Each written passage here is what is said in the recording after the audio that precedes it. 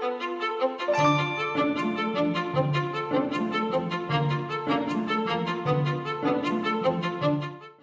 to Burn the Map. Today we're going to talk to Timber Barker. Timber's the CEO of several different companies, but Boom Interactive and Boom Inc. is the main parent head company.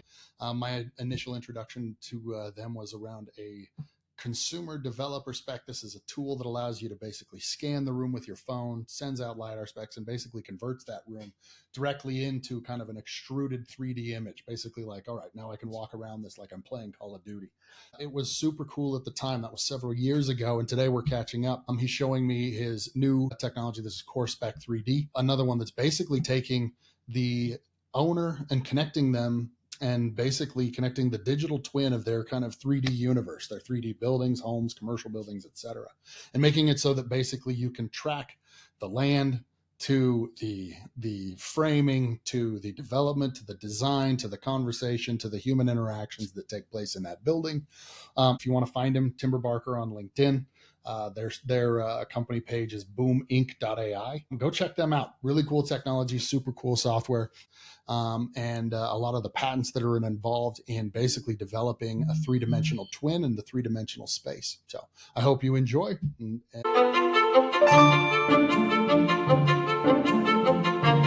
They never talk about the tough stuff that happens, right? They never talk about hey, we had an employee sue us as we went through this. We had an investor try to screw us. We had this happen. We lost 20% of the company because we made a bad deal with this other group.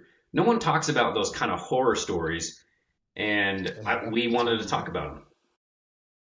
That needs to happen. I was watching a thing today. I love cars. The Top Gear, the latest episode of Top Gear is Christian Koenigsegg, who is a badass. Yes. The Rimac guy, Matt Rimac, that is now running Bugatti and Rimac. Yeah. And the guy that founded Singer Porsche are all sitting and talking Top Gear. So they got three of like the coolest hypercar companies in the same room at the same time, and they're all very cool dudes. Like just nice. They're all complimenting each other's work for different reasons. Nothing bad to say.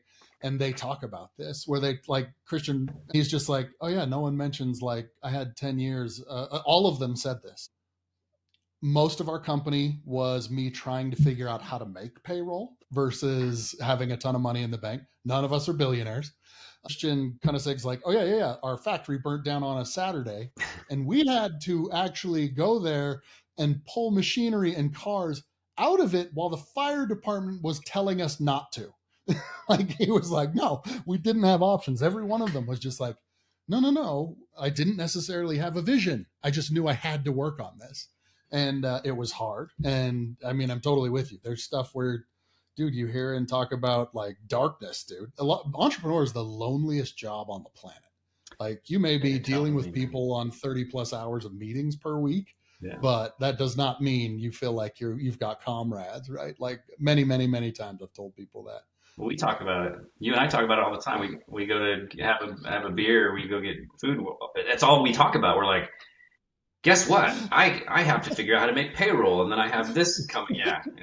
I think we've had that. You had that one. You had the car where you're like you sold your truck. You didn't even have your car. I had no car. I sold everything I owned to do Boom, and awesome. Like everything, like because I realized after a while, everything that like we're collectors as humans. We collect things and these things depreciate in value and they deteriorate and they kind of break and get old. And sure. I kind of got to this point where it's like, I don't have to have the biggest house and the nicest car and this and this and this. I'd rather create a really cool team and work by some amazing people. And so for me to sell my pride and joy, the best vehicle I've ever owned to date, was a truck. And I loved it. It was a Toyota Tundra, right? No, it was a Dodge Ram. It was the extended cab Laramie. They're pretty pricey. So for me to get to that point in life, you know, because I haven't made a lot of money in my life. And so to get to that point and have a truck and paid off, and within a second I sold it. In my mind, I was like, I'm going to sell it to make payroll. So something that I believe in and I loved dearly, and I was able to make the very quick decision to make sure the team got paid and that I never missed a payroll because that was very important for me and to me. And I haven't in 6 years now. That's man, that for an entrepreneur to say, I've never missed payroll in 6 years, bootstrapping this, uh, It's hard. that's very, very, very hard. It's easy to lose other people's money. It's hard for me to lose other people's money. I take it personally. Like I have friends and family that have invested in Boom in the beginning, and I said no for a long time because you know the rule: don't let family invest, don't let friends invest. And for the longest time, I didn't. And once I got the technology working, everybody was like, "We want in," mainly friends. And I was like, "Well, I don't let friends invest just because it's, I don't want to." Don't want that Just there, I don't want right? that energy and whatnot. And then I had one friend come to me. He said, "Well, what if you hit it and you do really well and you didn't let us invest?" And he's like, "Wouldn't you feel more like an a-hole?"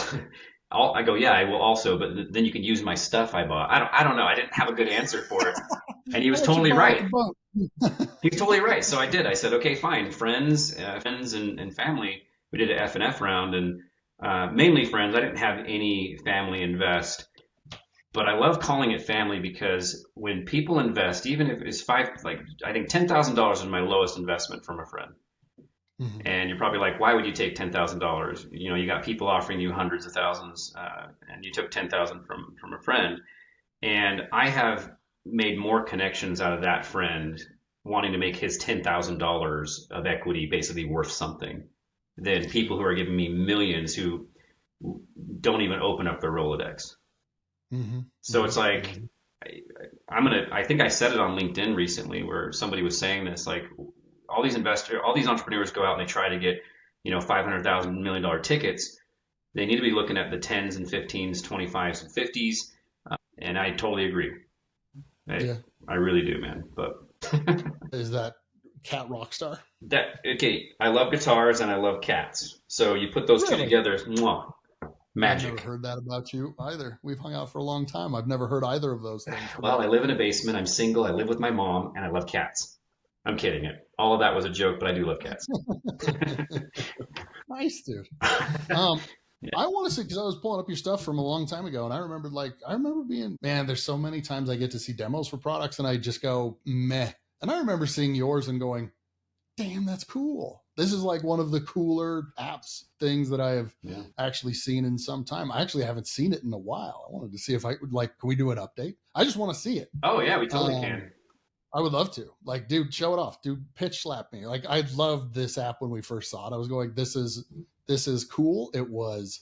I mean, I showed it to the rest of my team of just going, hey, you guys need to see this thing, right? But this Yeah. was like, when was that? That was years It ago. was, But yeah, gosh, maybe 3 years ago, and we've evolved past what I even showed you, and a different way to pitch what we have. I have a new build, a UAT build with a couple new assets in it for one of our biggest customers, which is Co-op Live, and we're doing a project with the NBA right now. Let me see if I can wrangle this up, and I'll give you. I mean, the new pitch is like 5 minutes, man. what is it? Like the whole, well, what, I'm just Yeah, like curious, what we back do. in the day when you were doing it, what was the this needs to exist need that started Boom? Because I Uh, mean, it was Bubbles, and you talk about Boom a lot now. Is it still one and the same? Or is it like, because I know Bubbles was more about design cues, and now at least on Boom Inc. and stuff, it's like, hey, this is the 3D twin software, right, for yeah, all your 3D needs. Yeah, and that's kind of the evolution of a product with an entrepreneur. You start with something and you have a vision to solve one little problem or Mm-hmm. something, and then it evolves into something pretty quickly. And you're like, oh, yeah, it actually can also do that. You know what? Yes, we are more of a platform-based solution. Yes, we are more of Yeah, that. So what we yeah, started out with, the problem we're trying to solve is communication. If you ever had to okay. build a home and you're Uh-huh. they go through what's called design schematic. Well, first, before you Mm-hmm. even get to that point, you're looking at lots with your significant other. You're trying to figure out which Mm-hmm. city to live in. You're seeing if there's even availability to build, if you want to do your own kind of custom build. And you go through this massive headache to even get to a point. And this is kind of why tract homes are really popular, right? You have a simple solution, an affordable home in a great neighborhood, and they can turnkey a home pretty quickly, let you select a few options and whatnot, and that's awesome. That's done really. That's really great. Once you go custom, it's yeah, a bigger headache because you're kind of Mm, being your own GM in the beginning until you find a builder, and then they sure. give you a GM. So it's a very complicated process. And once you get into that phase where you have to have site surveys, which is an Alta survey on the land. Even what are your setbacks? What is your building envelope? Okay, I got to find a designer, an architect. So then the architect does their job, and they do a great job. But they often just do I shouldn't say the bare minimum because they're genius in what they do. Don't get me wrong, but they also don't have to design the exact kitchen layout. Hmm. They can just give a rough idea, and then you're going to go work with a separate kitchen designer. You might work with a separate interior designer. You might work with a separate security team. You have all these different groups, and then you have what's called MEP, which is mechanical, electrical, and plumbing. And that's a nuts and bolts team. It's a completely separate team that just takes the design and then they got to build all their structural around it. And at the end of the day, you have this huge CD set, which is a construction document set, full of Hmm. pages. You've seen the big rolls, the giant rolls people roll out. Right. Then it goes out to build. Then you have this whole build process for 3 to 12 months, depending on how big of a home you're building. And it goes back and forth on a lot of different things. Then the home is done, and then you got your punch list and your walkthrough. And then at the very end of the project, they hand you the floor plans, printed off PDFs, and they're like, "Good luck. Here's your home. You have your Toro unit out here. You got to change your vents. You have this water system. You have all this product in your home." Sure. And so to answer your question, we aim to solve communication, make it a simpler communication platform. We saw what Figma and Canva were doing and how they took a huge chunk out of Adobe, Yeah. and they did three things really well, right? They made it web based, Yep. they made it more affordable, Nice access maybe to four everybody. things, Yeah. simpler to use, I can throw in there. And then the fourth Yeah. thing is connected, which means I can Hmm. share my project with Dan and we can be talking about it.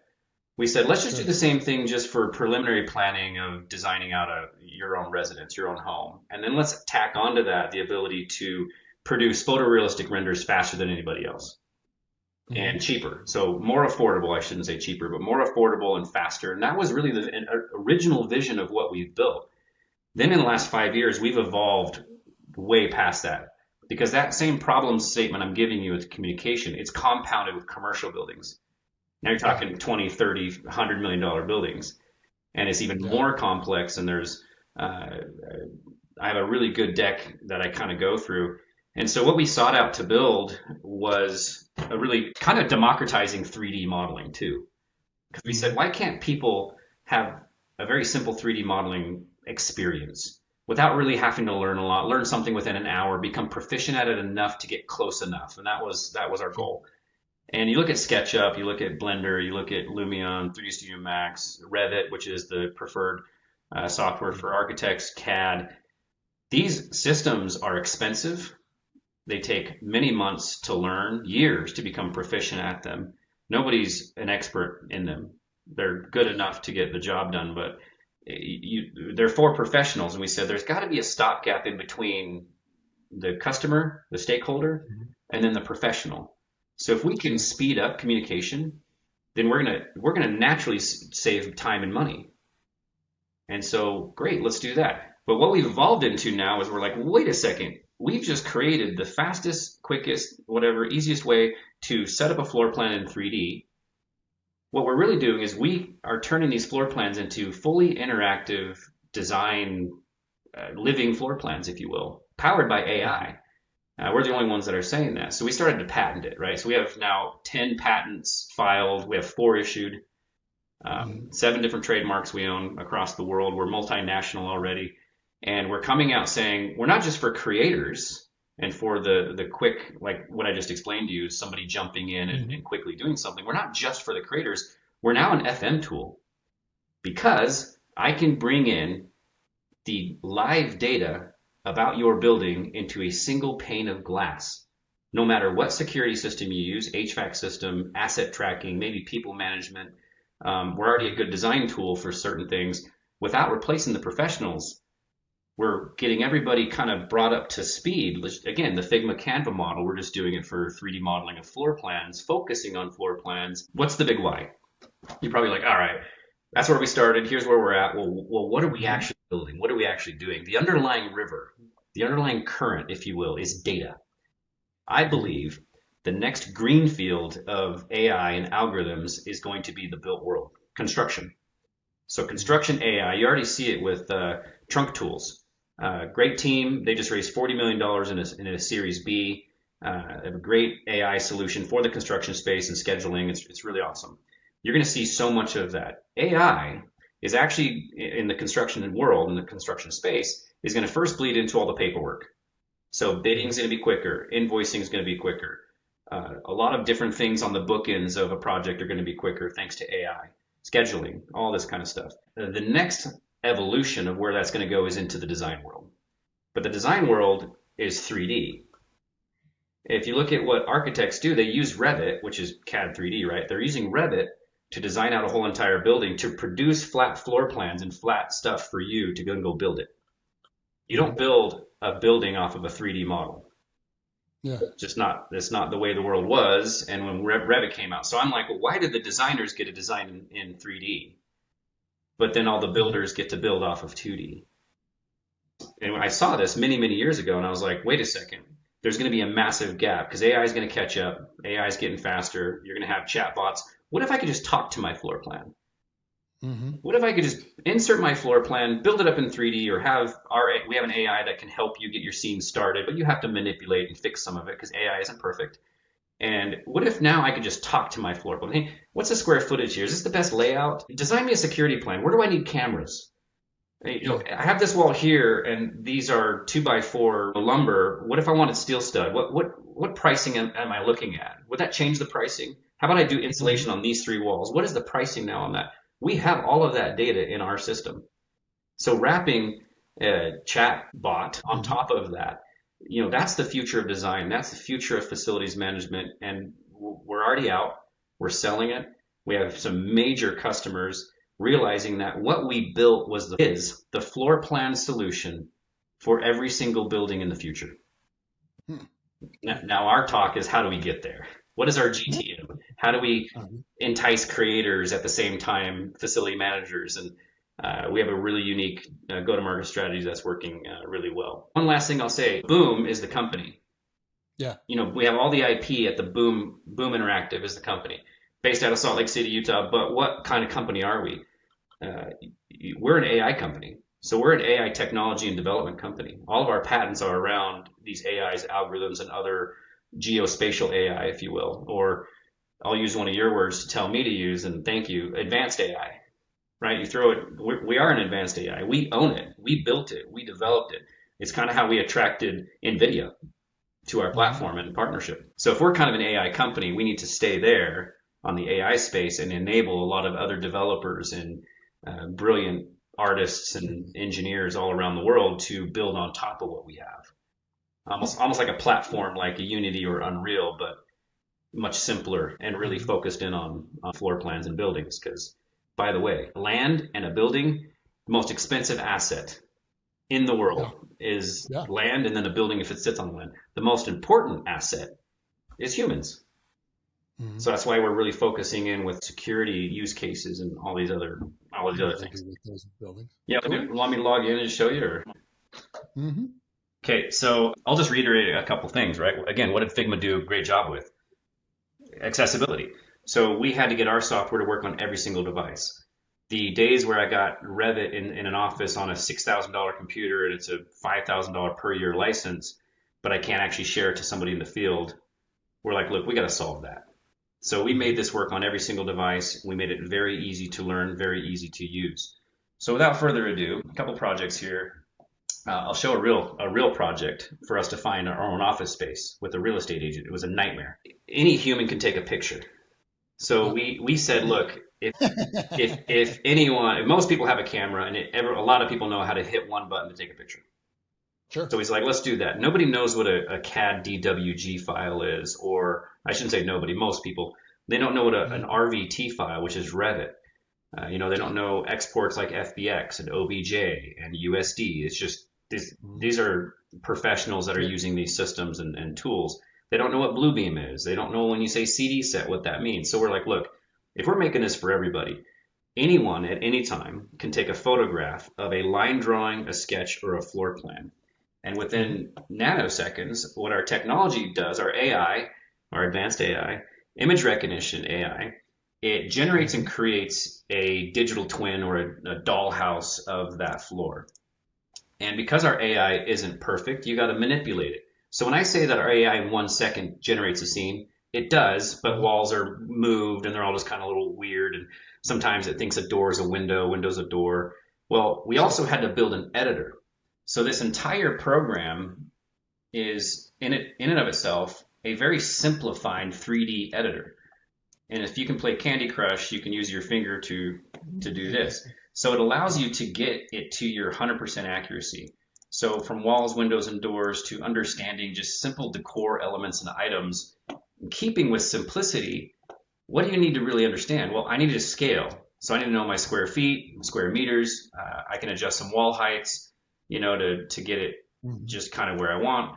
Understanding the distances between things. And we keep this in grayscale on purpose. People need to first get a good enough start in something before you start selecting colors and getting renders and all these other types of things. So we really speed up that process as well.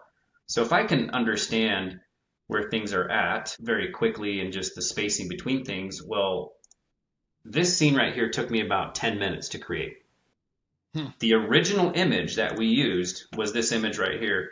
And as you can see, it doesn't have any furniture. There's no offices. There's little squares. I'm assuming those are pillars, which is something most people on a floor plan miss. There's pillars, structural pillars, and there weren't many offices in here. And so I asked the agent, and by the way, this is just a photograph from the brochure the agent gave us. So I used that, built out the scene, shared it with my team, who was in a completely different station in the state at the time. And I said, hey, here's what we're looking at. We can probably fit, 40 people in here comfortably. We need a break room. Let's design out a quick break room. Just ideate something really quick and to understand something. Another conference room was a little tight. So we did this within, I don't know, maybe half an hour and understood we did not want to buy that space. Yeah. The alternative for us understanding if we didn't want to buy the space is, guess what? I have to go hire an interior design company to do a mock test fit is what they call it. $5,000 just to retain someone to do that. Now, sure, I'm looking at 13 different locations and they can do that. Maybe to one or two I really like to see what the fit's looking like. But I'm spending thousands and tens of thousands of dollars to get to a point if I even know I want to lease it or not. And right here, I can show you how to do it in 30 minutes, or you can do it on your own in 30 minutes. But what actually turns this into a communication platform? Well, this is fine and dandy. You get a really quick design tool. So as you can see, it's a rapid design tool. Well, it's much stronger and much more involved than that as well. We actually have the use of these digital sticky notes. These digital sticky notes are decisions. So whether that decision is a placement of something, a product, or a maintenance issue, I can interact with any one of these digital sticky notes. I can make my own, drag them around the room. As a matter of fact, I think I have one. Yeah, I have one here. I can drag around the room. So I can drag this anywhere around the room, as you can see. And so as a communication platform, so now start thinking about Slack in 3D.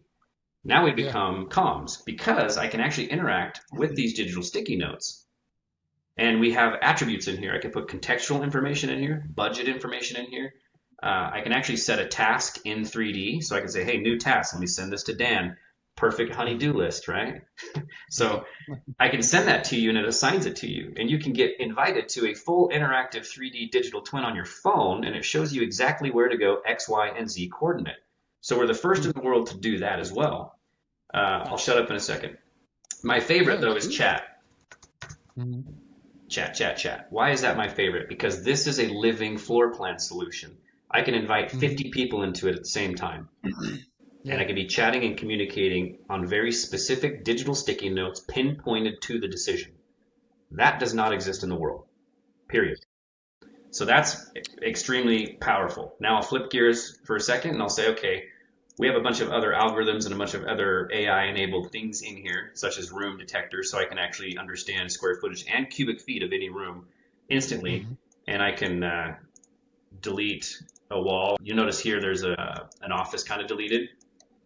So if I could put this office in, let's see here, I'll just grab this, snap it into place, really quick iteration. We throw a door in there. Now if I run rooms again, you can now see it's configured that room. So I can click on the room and understand the square footage and cubic feet right away. So there's a lot of power to this because it's 3D. It's not a Matterport scan. Mm-hmm. We have the ability to say, it's a true digital twin. Here's a lumber wall. So if I can go in here and say, well, here's what the wall's made up of. It has chipboard and brick on the outside, or it has, insulation, and then it also has gyp or drywall on the inside. I can get my true digital twin of my actual space. Now we're talking being able to bid. So whether that bid is a demo or whether the bid is a new build on something, as I'm manipulating the 3D model, I'm also getting real-time data and information I can use to produce a quicker bid. Really good use case on that. We went really deep with security. I think, humans are the most important asset in the world. And so we said, all right, well, let's allow designers to design out a pretty quick security layout. And let's allow them to adjust the field of view and length of view of certain camera systems. Let's also let them design out the cabling too. So we have a full entire cable design solution here where I can do all of the raceways, which is conduit, data cables, electrical cables, and spit out all the materials you need. All within just a few minutes of me manipulating. Even if it took you an hour and you invited your customer to this and said, here is your new security design, you're going to wow them. And then you're saying, not only are we going to install this, I'm also going to deliver this new floor plan solution to you with all the security stuff in it. And if anything breaks, let us know. We know exactly where it's at, what was installed, the hardware installed. And so we went really deep with even a lot of OEMs. So Hanwha being the premier one that we're looking at right now, or at least the ones that are talking to us the most. Because if this is a really great security design tool, and now I have the entire product catalog of Hanwha in, meaning I can put an entire product line into this right now. And if I can put that into one camera and I can copy the camera 17 times in a building, it spits me out a number. The designer is doing a great job. Well, what are they actually designing? They're designing based off of standards for hundreds of years. We'll just assume 150 years of where security goes, where access control for a building goes, where all these things go. So we have this whole database, if you will, of how security designers design out a space. It's no different for interior designers, interior decorators. There's a lot of things they do, and they're all brilliant at what they do. So I said, well, AI can actually do a lot of that. So what if your floor plan solution, our floor plan solution, say, Dan, you own 50 buildings, and you're like, hey, I have a new tenant coming in. They ask for security system to be put in. You can use our system here, ingest the floor plan, clean up the 3D scene, and you can hit one button to generate an entire security plan for you and get you close enough. Like, what if we got you 60, 75% close? Now you're having a conversation with your tenant about cost, and they want to do a bunch of stuff to your building. You still need the professional to come out, but now we're letting you know who you can go to. We're saying, hey, you have 3 people in your city that can install this, and they're going to come and do a walkthrough. Just invite this to them, and they're going to show you what they can do. They have all the materials now. They have all of that. So now I've just empowered you, the owner, to get that information and data on your own. That is the future of software. That is the future of AI and algorithms. So if that's the future, who's thinking like that? Who's wanting to speed up mundane things? Because guess what? If you had to go out and get your own security system, you send a bid out. You get 4 or 5 companies that can install various systems from Eagle Eye, Digital Watchdog, Hanwha, Verkada. There's so many different security companies out there, OEMs out there too. Within, say, 5 weeks, you have 5 estimates, and they're all ranging from $30,000 to $100,000 to install and build, plus a $500 a month fee for monitoring. 5 weeks to get a price that you still have to negotiate back and forth, find the best one that you want, be like, hey, I kind of have a budget. Now they got to come back and figure out what they can do. You have multiple walkthroughs. Then when they install it, they're going to have issues because they're going into the ceiling and they didn't realize there's a pillar, and now there's change orders. There's all these things happening. And then at the end of the project, guess what they do for you? Nothing. They say they get paid and they walk away. That's business. And you know what, Dan? You and I aren't going to change that. That's just business. That's what's going to happen. Well, if that's business as usual, we can do better than that. We can enable these security designers to provide you, Dan, the owner of the building, a digital twin of everything they just installed, every single product that is installed into your wall, into your buildings. hand this over to you, and you're going to say, well, this is really cool. This is a great floor plan solution. And that's how we get you as a customer as well.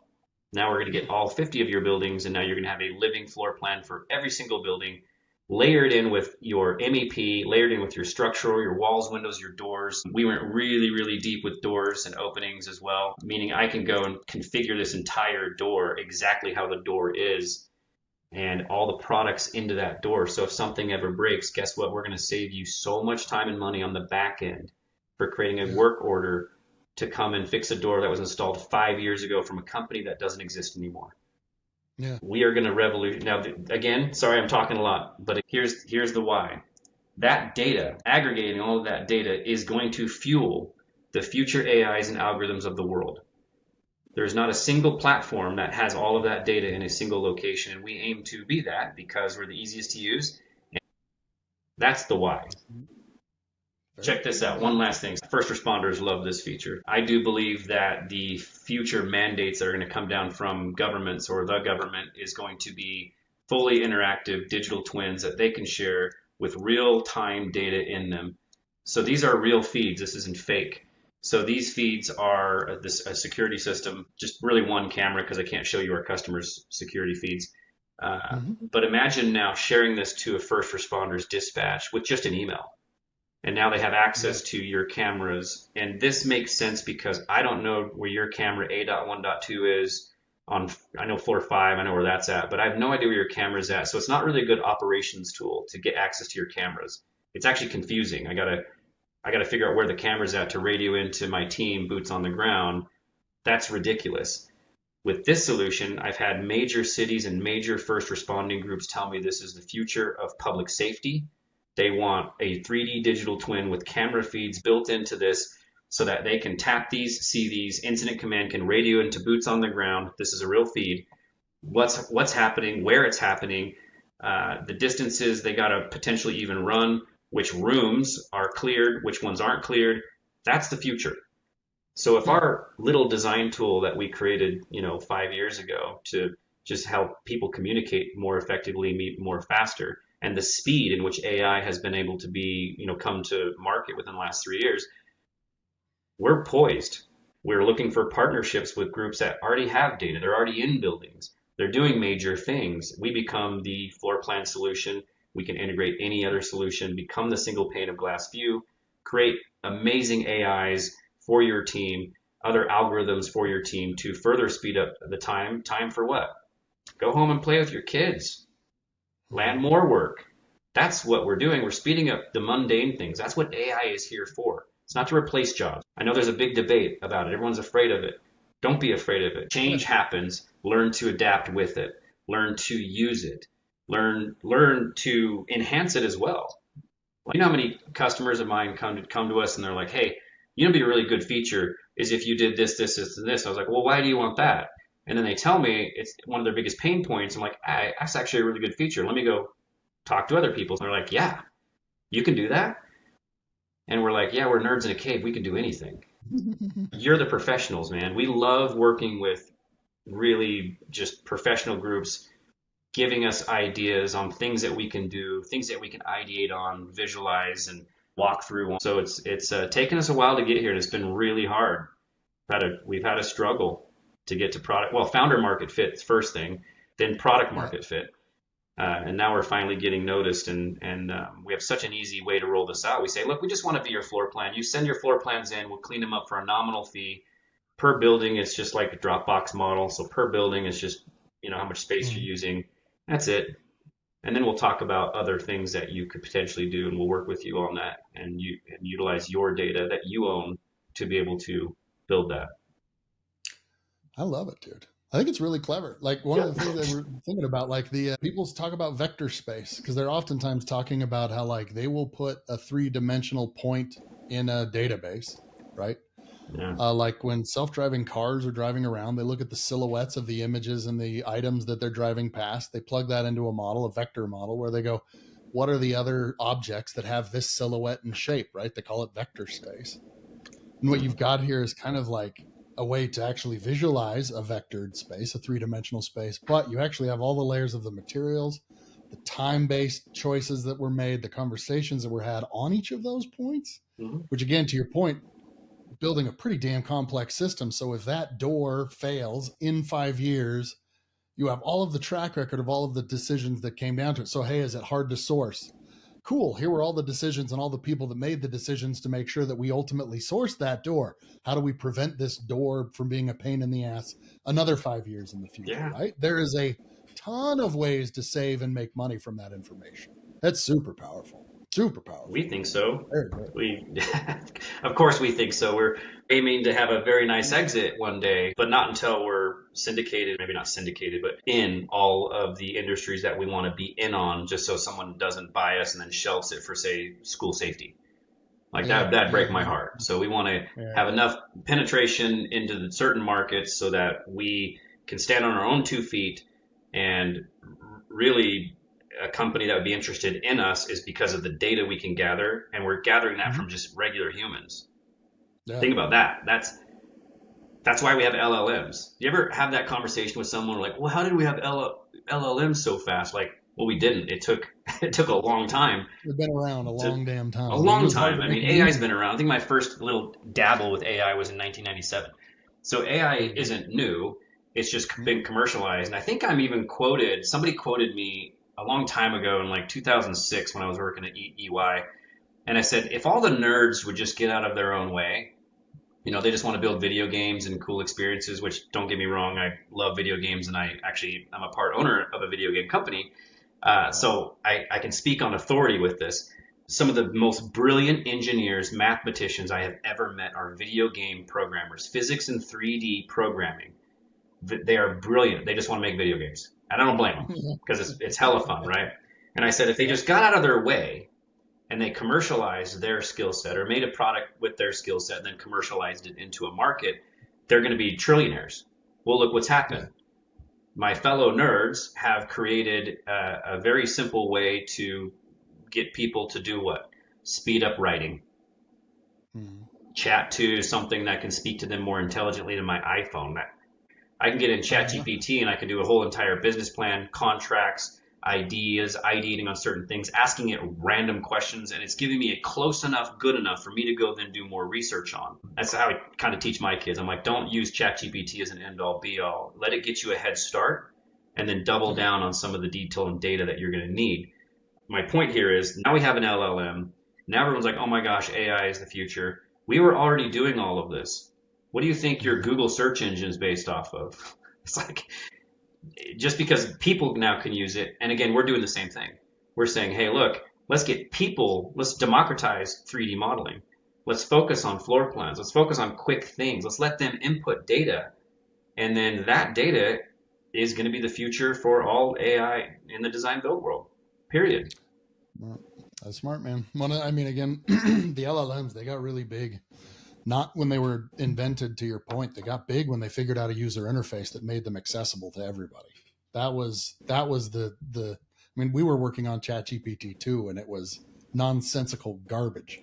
Right? It was like, it couldn't form a coherent sentence at the time. But the real trick of having that chat interface, that is what unlocked the real kind of Pandora's box in both good and bad ways of, hey, here's how you actually make this available to everybody. But yeah, it is super cool, man. It is impressive. I love what all the new stuff you've integrated with it. The security angles and stuff like that are phenomenal. That's super cool, man. Thank you. Yeah, we have a new update in about 2 weeks, and it's a couple pretty amazing features like layers.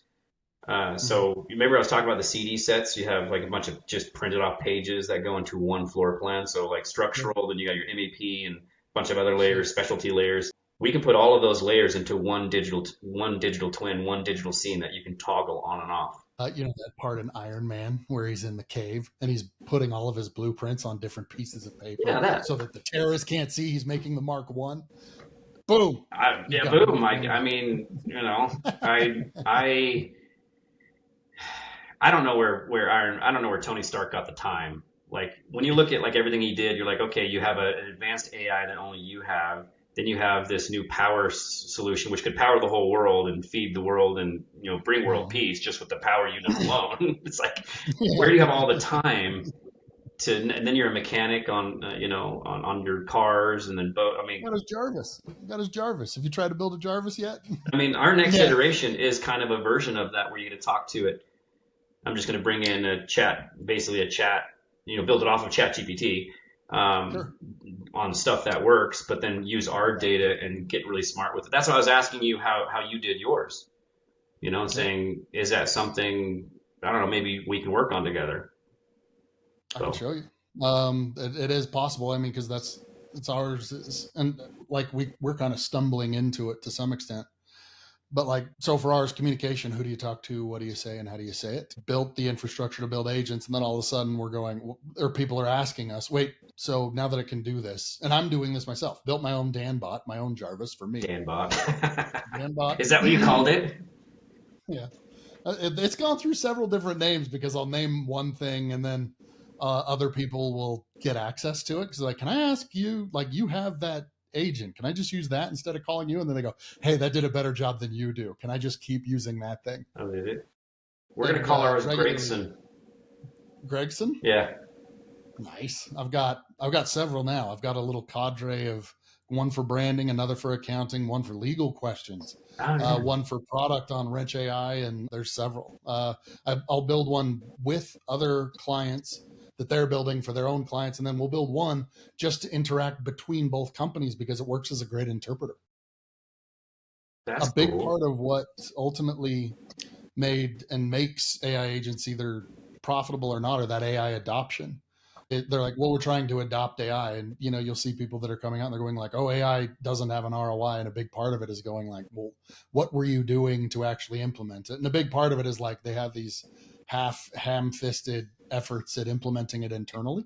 They don't bring the late adopters in, right? To your point, the developers wouldn't get out of their own way to make sure everybody could play. They would just go, okay, cool, I built it for me. We're like, yeah, but now no one else can use it. So how's the rest of the organization going to participate?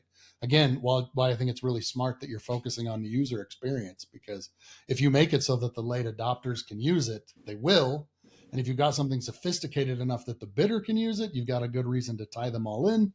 But you've got the entire story of that building from start to finish. That's super freaking powerful when stuff goes sideways or good. You have the Yeah. answer of why in your data set. Why is worth a lot of money. Why did this cost us money? Why did this break?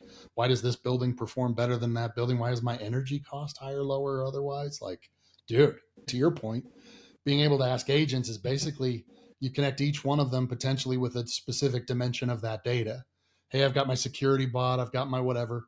You do that just because, I mean, they have the same memories that humans do, short and long-term memory. They can only handle so much. It gets more and more and more all the time, but you can only ask so complex a question of any human. The AI agents have the same phenomenon. It's like, all right, there's so much I could put into this answer, but I have to consider how much time do I have to explain it or whatever else. But you Yeah. give those agents like, hey, I've got a security one, and then you give kind of an orchestrator, a composer, a curator access, and you go, okay, I need to know about security, and then he goes and hands it off to that security agent, comes back with an answer, gives it back to you, but it looks like an org chart.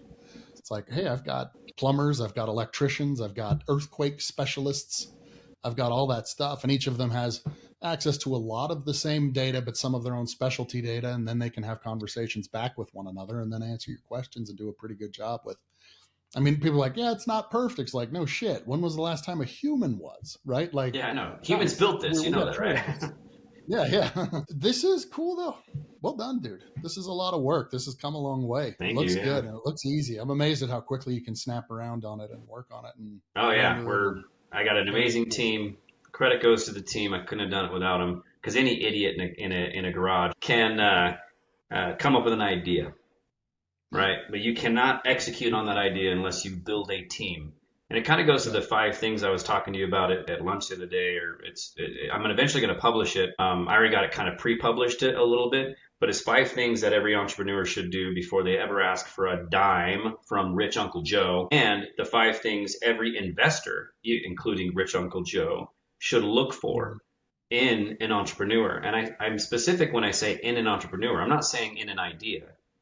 I'm saying Yeah, in an entrepreneur. People don't invest in products and ideas. And I know there's a debate on it, but I'm like, they invest in teams. Sure. Sure, you got to be attracted to the idea and the product in the first place. So You almost always have to pivot at some point, right? So it's you like do. get the team right. Don't invest in someone that's not going to give up. Yeah. I mean, I have kids, and certain kids I have are more apt and have a higher aptitude in something, and they double down on something. I can see that they're not going to give up. I tend to naturally support that a whole lot more than the kid who jumps from, 5 different sports in 1 month. And it's just like, okay, now you want to do hockey, another $900 just to get started, right? Yeah. Yeah. You're just kind of To like, see if you like it. No, no, no, no, no. yeah. And I Yeah. love my kids, don't get me wrong, but it's the same with business, man. Like if I'm going to invest in a company or in an entrepreneur, and maybe one day I will. I'm pretty sure I will one day because I want to keep that alive Mm-hmm. and keep jobs being created and ideate and fail, right? How many times have we failed? That sounds funny that I want to fail with money, but I want to invest in a company that and an entrepreneur. I want to invest in them, and they're not. I'm going to invest in someone who's not going to give up, who's willing to sell their only vehicle and sell all their stuff in a heartbeat, not even question it, to keep the team going, to keep the vision alive. That's what I would want to invest in. And to me, I Yeah. was born that way. A lot of people are like, well, how can you be so risk averse? And I'm like, I don't know. I was born that way. I grew up in the dirt. I don't really see, I've always had clothes. I've always had a shelter and food. So yeah, I'm a risk taker. And I have a lot of people around me that are not risk takers at all. And so Yeah. it's part of your job as an entrepreneur to be able to convince those people. And if you can't convince somebody to come and work for you in your crazy idea, how are you going to convince someone to buy it? Yeah. So your first sales pitch as an entrepreneur, and you know this, Dan, because we talk about it all the time. You are sales. You are biz dev. You're in front of clients and customers. You're selling the vision. And sure, you have a sales team that can replicate, hopefully, the program and the system that you've created, but that's all we do on calls all day. We're trying to convince Yeah. people that this is the way, Mm-hmm. like the Mandalorian. Yeah. Oh yeah, I'm gonna dude. pull out my All day. black sword. I'm selling the product. I'm convincing someone to just do their job, right? Just please just do what you're Do their already paid job. to There's a do. funny one. Like skilled work, like it's hard to find good help sometimes, Oh, not Sometimes. sometimes. Most of the time. I Most of know. the time. Most of the That's time. why curating a good team is key, man. Like it's taken me many, many, many years, and throughout my career, wrote selection and hiring, was part of hiring process in corporate America as well as obviously on my own. And there's certain things you look for. Can I Yeah. train this person to do something in a certain skill, or does this person have the skill I'm hiring for and I need right away, like an engineer programming an architectural back end for something, whatever it is, like a new AI Hmm. server. They have to know how to do that. Sure. Even getting them in, and then all of a sudden their personality, clashes with half your team, or they they can't get to work on time ever, or they have weird hours, or they're like always sick, or and I'm not putting them down for these things. I'm just saying there's so many other variables that come into play after you've made the decision to hire them. So Hmm. I'm very thankful that we live in a country and a state, a right to work state especially, but we live in a country where I can start a company for $77 and I can hire a Yeah. bunch of contractors to come in. I can hire W-2 people. I can let them go very quickly. I don't need lawyers to hire people. I mean, in Hmm. the rest of the world, you have to have an employment contract. Lawyers have to draft up the employment contract, so they get paid for Yeah. some ridiculous reason. And then if I have to let that person go, it's a 3 month process. I got to put them on notice. I got to put all these other things, and startups can't do that. I get big businesses can do that, but startups, we cannot do that. There's a reason why Yeah. we can build this in 5 years and it competes with some of the biggest platforms out there right now, because we move fast, we can pivot fast, we can build the team the way we want. We can, once you know, you go. Learn that from our COO, right? Once you know, you go, meaning if this person isn't jiving well, no matter how skilled they are, if there's any toxicity in any type of system that you have, you got to let them go. Yeah. And that's hard to do. Uh-huh. When you get into Sometimes. those and you're like, no, yeah. Usually if they're being let, yeah, yeah, yeah. Usually it's not a surprise, right? At least that's in my case. I usually find out like by the time they get to that point, this moment was coming. It's like, Yeah. all right. Yeah. Bummer it has to happen, but it clearly has to happen at this point. So from your side, the communication is really cool. I didn't get that at first. I get that now for sure. It is it is a smart way to think about it. I do think it makes the data the most accessible too, right? For what it's worth, just thinking out loud on it, like just reflecting back on it. It is really smart. Having the track record of who made what decision, how did that pillar get there? Why is it still there? Why did it break? And what can we do about it or whatever else because it's now costing us money 10 years down the road is a dude. You basically get all the events you can potentially train against. All of the doors that broke, all of the cost overruns, all of the change orders that happen. You actually have a way to track why did they actually show up. That's a very, very smart way to work them out of the system. I love that. I do love that. What are your patents in? So yeah, 10 filed patents. A lot of them are around the image recognition or what we call extrusion. So it's going from 2D into 3D and the various protections we want around that, right? Because we want to be the only ones to give a really good head start for people. And then we have one, it's an auto room generator. So that thing I was showing you where I can build a room and then generate another data off of that room near instantly. And then we have the digital sticky notes in a 3D environment. So communicating in 3D, we own, that's an issued patent. So that's 2D to 2D, 2D to 3D, 3D to 3D, 3D to 2D. In those kinds of environments, having a digital sticky note, which aggregates a lot of different data, a lot of different information. And then I have a patent, it just got issued a few weeks ago on, I call it layered diffusion. And so what it does is it creates, or the technology will create photorealistic renders. Because as you saw, that was in grayscale, right? Well, if anybody can scan their room using, because we have a scanning feature as a part of our software suite, scan a room or just extrude from a floor plan or just start from a blank template, whatever. And if I can create my scene really quickly, say a kitchen, and it's in grayscale, I can kind of set my camera angles in that scene pretty quickly. We can use AI, so like a layer, like Stable Diffusion or Midjourney or Dolly. So we're obviously using Stable Diffusion because it's open source. Build our own diffusion model, and we can layer the photorealistic textures in. So say I have a kitchen and I'm like oak floor, white cabinetry, shaker style. I want my walls to be painted dark gray. I can prompt base hit generate from my own camera angle, and it can generate a photorealistic render from my camera angle. And then I'm like, I don't like the floor. Let me change it to white oak. So I'm like floor, white oak. Render it again. It'll keep everything else the same, and it'll only render that one layer in. So it's keeping everything consistent, because the problem with a lot of image recognition AI is I can say, I want to see Dan Baird in Han Solo's outfit. And I can run that a million times and it's going to have a million different views of you as Han Solo. It's less consistent. Well, when AI and visuals are less consistent, then there isn't a ton of ROI. It's a good inspiration board.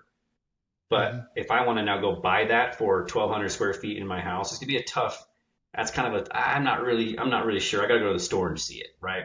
So we aim with this one patent to make the consistency more accurate so that we can push more product and people can push more product. And here's the other kicker. That camera I was talking about, and I'm layering in my render, I can move the camera in the grayscale scene, render that same exact prompt and get near perfect render from a completely different angle in a second. Huh. Wow. So if I can do that, now you're revolutionizing visuals and getting the visuals closer to me now buying something. And if I can get people closer to buying something on their own, so they're now 3D modelers, we've already handled that. Now we're turning you into prompt-based layered diffusion. I'll come up with a better name of that feature, but now you're talking about I'll charge you $4.99 for 10 renders. And renders it on your device. Yeah. Very cool. Yeah, that one's, I'm really excited about that one. That in and of itself is, I think, the next thing I'm going to be working on. So nice, dude. Very cool. Awesome. Where do you want people to find you? LinkedIn. I know I have your LinkedIn profile. Yeah, LinkedIn. I mean, we only started getting this in front of customers, I want to say about 6 months ago. So we've just begun. So if people see the vision, they understand that this solution can be the floor plan solution for every single building in the world. Yes, reach out to me on LinkedIn, connect on LinkedIn. Our company website is boominc.ai. Mm-hmm. We're not a conglomerate of companies. We're just one company, and then we just make individual products. So Gotcha. Boom just owns the IP and then the individual product lines. So our flagship product is called CoreSpec 3D. The website's cs3d.ai, and that kind of goes into a lot more of our technology. We also have a DIY version. It's more for residential kind of DIY people that want to be kind of super users on their own, and that product is called Bubbles. And that one's also out there, and the website on that is designwithbubbles.com.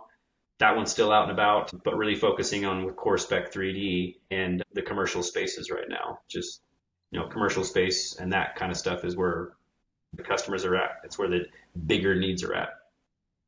Perfect. Awesome. Thank you, Timber. It's Yeah. always a pleasure, my man. Thank Always you. a pleasure. Yeah. Awesome. Awesome. Thank you, man.